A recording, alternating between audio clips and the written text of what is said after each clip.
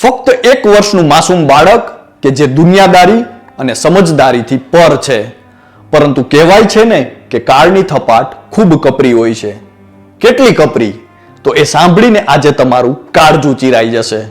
જી હા, કારણ કે જે માસૂમ આંખોમાં હજુ આવનારા જીવનના સપના હોવા જોઈએ, તે આંખોની સામે હતો તેના જ પિતાનો મૃતદેહ. જે માસૂમ હાથોમાં પિતાની આંગળી હોવી જોઈએ, તે હાથ આજે પોતાના પિતાને અગ્નિ દાહ આપી રહ્યા હતા. અને જેના મજબૂત ખભા પર બેસીને બાળક દુનિયાને જુએ છે, તે પિતાના શરીર પર હતું તિરંગાનું કફન.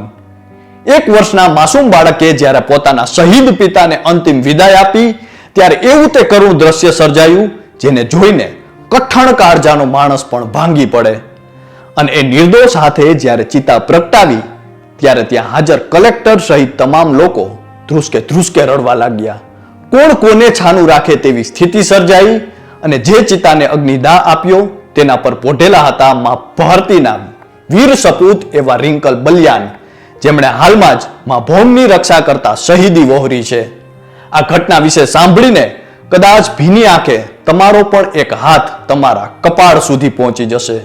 નમસ્કાર, આપની સાથે હું છું કૃપાલસિંહ જાડેજા અને હાલમાં જ મા ભૌમની રક્ષા કરતા જ શહીદ થયેલા બહાદુર સૈનિક એવા રિંકલ બલિયાનની અંતિમ વિદાય વિશે વિગતે વાત કરીએ. વાત ગુજરાતી પર. આજના દિવસે તમે પણ તિરંગાને સલામી આપી જશે. એ તિરંગો જે આજે આસમાને લહેરાય છે, તેના પાયામાં અનેક સપૂતોએ પોતાના પ્રાણની આહુતિ આપી છે. અને એ તિરંગાને કાન દઈને સાંભળશું તો તેમાંથી અનેક રાખડીઓ, અનેક હાલરડાઓ, તૂટતી બંગડીઓ અને અનેક સપનાઓની તૂટનના ડુસકાઓ આજે પણ સંભળાશે. આપણી આ ભૂમિ સદા ઉજળી છે, કારણ કે અહીં સદા એવા વીર સપૂતો પાકતા રહ્યા છે, જેને આ દેશ માટે પોતાના પ્રાણનું બલિદાન આપવામાં ક્ષણવારનો પણ વિચાર નથી કર્યો. ત્યારે હાલમાં જ જમ્મુ અને કાશ્મીરના ડોડા જિલ્લામાં ફરજ દરમિયાન માર્ગ અકસ્માતમાં શહીદ થયેલા હાપુરના ભટેલ ગામના રહેવાસી એવા બહાદુર સૈનિક રિંકલ બલિયાનના અંતિમ સંસ્કાર દરમિયાન એવું તે કરુણ દ્રશ્ય સર્જાયું, જેણે માનવતા, બલિદાન અને પીડા ત્રણેયને એક સાથે લાવીને મૂકી દીધા.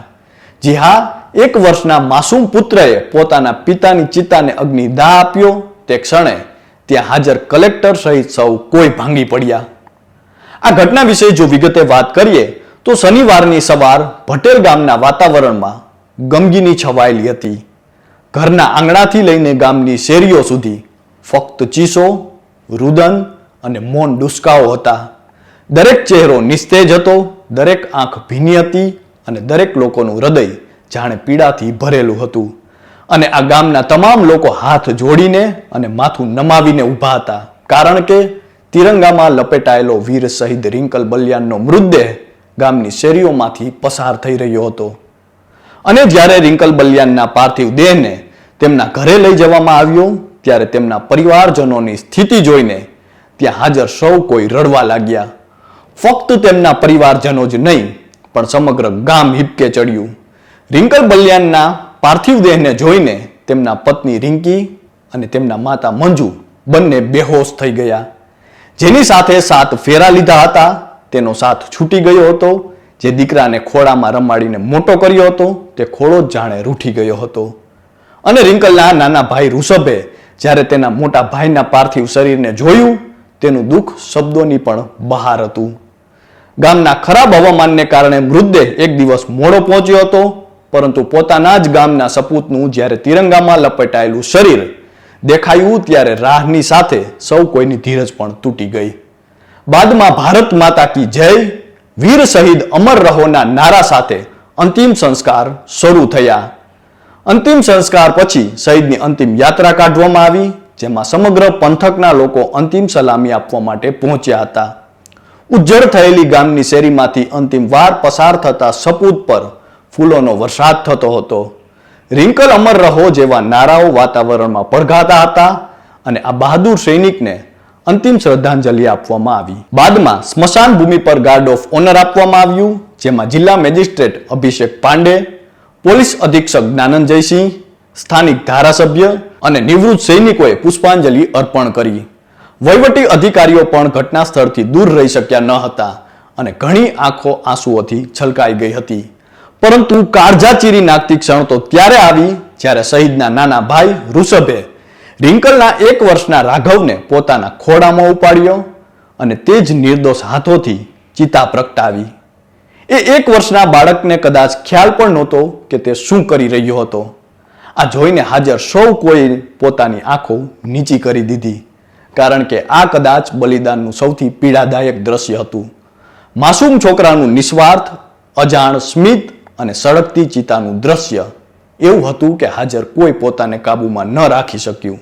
જિલ્લા મેજિસ્ટ્રેટ અભિષેક પાંડે પણ રડવા લાગ્યા અને બાદમાં તેમણે કહ્યું કે આવા બલિદાન સામે શબ્દો નિષ્ફળ જાય છે. રિંકલ બલિયાન એક સરળ ખેડૂત પરિવારમાંથી આવ્યા હતા, પરંતુ તેમની હિંમત અસાધારણ હતી.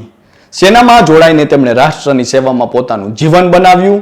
આજે તેઓ શારીરિક રીતે હાજર ન હોય, પરંતુ તેમનું નામ, તેમનું બલિદાન અને તેમની હિંમત હંમેશા રાષ્ટ્રની સ્મૃતિમાં જીવંત રહેશે. આ શબ્દો, પીડાઓ, એ માસૂમ આશાઓ, વીર શહીદ અમર રહોના નારાઓ અને બંદૂકની ગોળીઓના અવાજો ભેટેલ ગામના વાતાવરણમાં ડૂબતા ગયા. ત્યારે આવો આજે આપણે સૌ સાથે મળીને માથું નમાવીએ અને આ શહીદની શહાદતને વંદન કરીએ. નહીં નમે, નહીં ઝૂકે આ ગરદન એ હિન્દની, જ્યાં લગ લોક વતનના ઇજ્જત કરતા રહેશે શહીદની. ઉન્નત હિમાલયને ખુલ્લું ગગન રહેશે, ઉન્નત હિમાલયને ખુલ્લું ગગન રહેશે, ભારત રહેશે, તિરંગો રહેશે, વતન રહેશે. તો અત્યારે બસ આટલું જ. ફરી મળતા રહીશું વાત ગુજરાતી પર.